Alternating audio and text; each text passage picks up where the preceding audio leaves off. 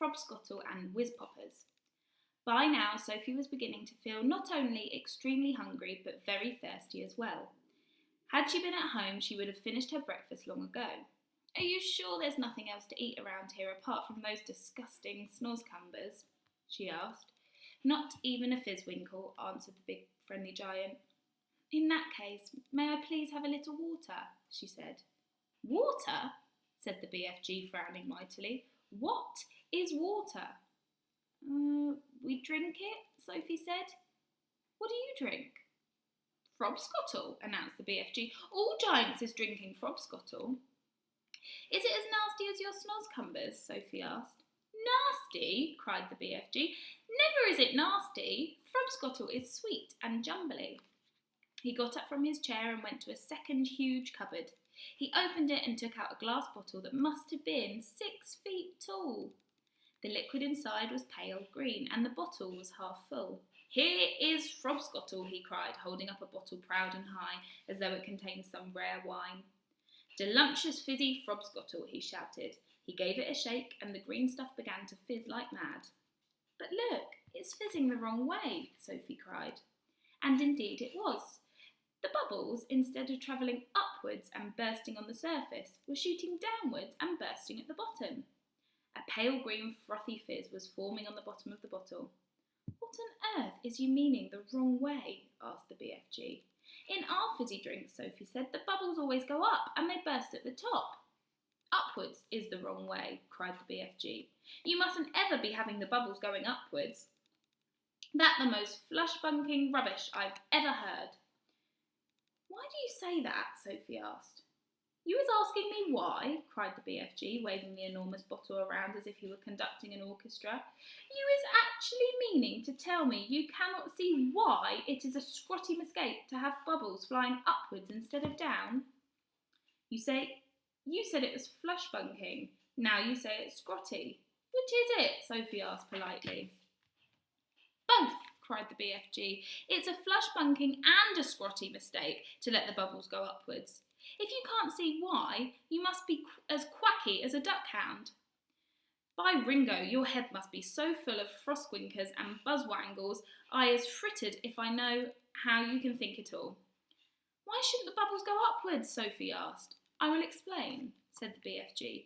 But tell me first what name I is calling your Frobscottle by. One is Coke, Sophie said. Another's Pepsi. There's lots of them. And the bubbles is all going up? They all go up, Sophie said. Catasterous, cried the BFG. Upgoing bubbles is a catasterous disastrophe. Will you please tell me why? Said Sophie. If you will listen carefully, I will try to explain, said the BFG. But your brain is so full of bug whiffles, I doubt you will ever understand. I'll do my very best, Sophie said patiently. Very well, then. When you is drinking this cokey drink of yours, said the BFG, it is going straight down into your tummy. Is that right? Or is it left? It's right, Sophie said. And the bubbles is also going into your tummy. Right or left? Right again, Sophie said. And the bubbles is fizzing upwards. Of course, said Sophie. Which means, said the BFG, that they will all come out swish-whiffling up your throat and out your mouth and make a foulsome belchy burp. That is often true, said Sophie, but what's wrong with a little burp now, every now and again? It's sort of fun. Burping is filthum, said the BFG. Us giants is never doing that. But with your drink, Sophie said. What was it you called it? Frobscottle, said the BFG. With Frobscottle, Sophie said, the bubbles in your tummy will be going downwards, and that could have a far nastier result. Why nasty? Asked the BFG, frowning. Because, said Sophie, blushing a little, if they go down instead of up, they'll be coming out somewhere else with an even louder and ruder noise. A whizzpopper? Cried the BFG, beaming at her. Us giants is making whizzpoppers all the time. Whizpopping is a sign of happiness. It's music in our ears. You surely is not telling me a little whiz-popping is forbidden among human beings. Well, it is considered extremely rude, Sophie said. But you is whiz-popping, is you not, now and again? Asked the BFG. Everyone is whiz-popping, if that's what you call it, Sophie said.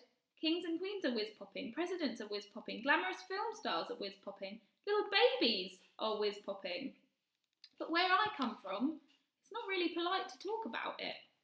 Redunculous, said the BFG. If everyone is making whiz-poppers, then why not talk about it?